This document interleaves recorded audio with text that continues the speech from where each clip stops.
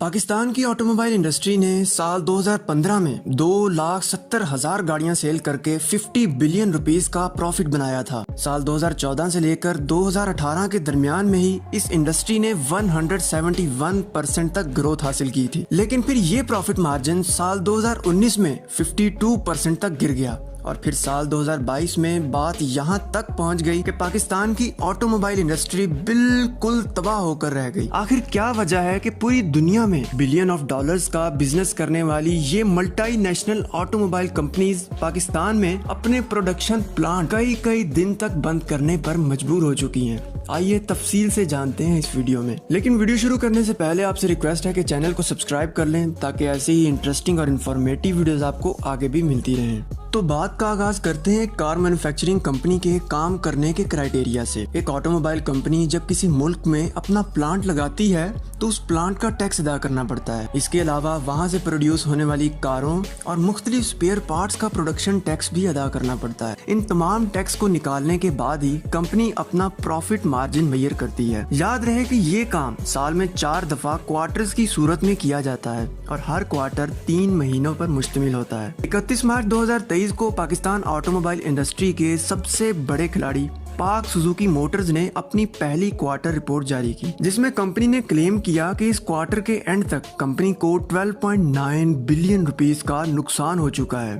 اسی طرح پاکستان کے ہونڈا کے جوائنٹ وینچر ہونڈا اٹلس کی رپورٹ کے مطابق بھی ان کی کمپنی کو صرف 6 ماہ میں 85% تک اپنے پروفٹ میں ڈراپ ڈاؤن فیس کرنا پڑا ہے۔ سال 2021 میں ہونڈا کا ریونیو 1,87 کروڑ روپے تھا، جو 2022 کے آخر تک صرف 24 کروڑ روپے رہ گیا۔ ٹوٹا کے پاکستان میں joint venture Indus Motors company limited کے سی ای او علی اصغر جمالی نے بھی اپنے انٹرویو میں کلیم کیا ہے کہ سال 2023 کے پہلے کوارٹر میں ان کی کمپنی کی ایک رپورٹ کے مطابق پروفٹ مارجن 76% تک گر گیا ہے۔ اب اس تمام نقصان کی وجہ پاک سوزوکی موٹرز کی ایک رپورٹ میں ٹیکس کو بتایا گیا ہے، کیونکہ پاک سوزوکی موٹرز نے گزشتہ سال 1 ارب روپے ٹیکس کی مد میں ادا کیے تھے، جو اس سال 1147% تک بڑھ کر 12,85 کروڑ روپے تک ہو گیا تھا۔ گاڑیوں پر لگنے والے ٹیکس کی وجہ سے قیمتوں میں اس قدر اضافہ ہوا کہ کاروں کی سیل میں اچھی خاصی کمی آئی اور یہ کمپنیاں نقصان میں چلی گئیں۔ لاہور کار ڈیلرز فیڈریشن ایسوسی ایشن کے صدر شہزادہ سلیم خان نے بھی مزید اس حوالے سے بتایا ہے کہ لاہور میں 30% سے بھی زیادہ کار شو رومز بند ہو چکے ہیں۔ اگر پاکستان میں آٹوموبائل سیکٹر کی یہ کرائسس یوں ہی چلتے رہے تو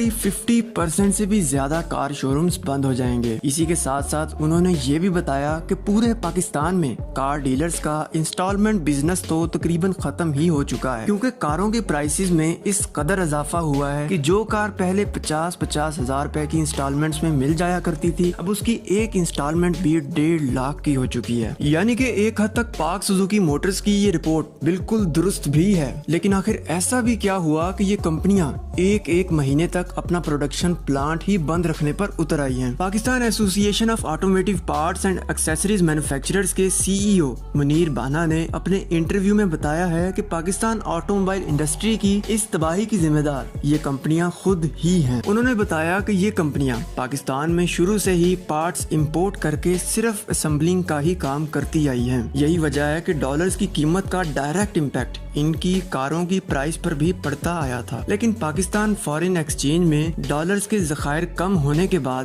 جب امپورٹس بند ہوئی تو اس کا ڈائریکٹ امپیکٹ ان کمپنیوں پر بھی پڑا۔ چونکہ یہ کمپنیاں شروع سے ہی مینوفیکچرنگ کے نام پر صرف امپورٹ اور اسمبلنگ کرتی آئی ہیں، تو اب یہ کمپنیاں شدید کرائسس کا سامنا کر رہی ہیں۔ یہی وجہ ہے کہ ہونڈا اٹلس نے 30 اپریل سے لے کر 15 مئی تک اپنا پروڈکشن پلانٹ بند رکھنے کا نوٹیفیکیشن جاری کر دیا ہے۔ کورونا کے بعد ہونڈا کا اپنا پلانٹ سب سے زیادہ لمبے ٹائم کے لیے بند رکھنے کا یہ نیا ریکارڈ ہے۔ آپ کو بتاتے چلیں کہ پاک سوزوکی موٹرز نے بھی 23 اپریل تک اپنا پلانٹ بند رکھنے کا اعلان کیا تھا۔ انڈس موٹرز بھی اپنی پروڈکشن کو 50% تک کم کرنے پر مجبور ہو چکی ہے۔ یاد رہے کہ یہ 3 کمپنیاں پاکستان آٹوموبائل انڈسٹری میں 87% تک پروڈکشن شیئر رکھتی ہیں۔ یہی وجہ ہے کہ ان کی تباہی نے پاکستان کی پوری آٹوموبائل انڈسٹری کو ہلا کر رکھ دیا ہے۔ منیر بانا کا کہنا تھا کہ پاکستان کی آٹو موبائل مارکیٹ کو سٹیبل بنانے کے لیے ضروری ہے کہ تمام آٹو موبائل کمپنیز پر لوکلائزیشن کی پابندی عائد کر دی جائے، جس کے تحت یہ تمام کمپنیز اگلے 5 سال میں اپنا complete manufacturing set up Pakistan میں شفٹ کرنے کی پابند ہوں گی۔ اسی طرح پاکستان کی آٹو موبائل انڈسٹری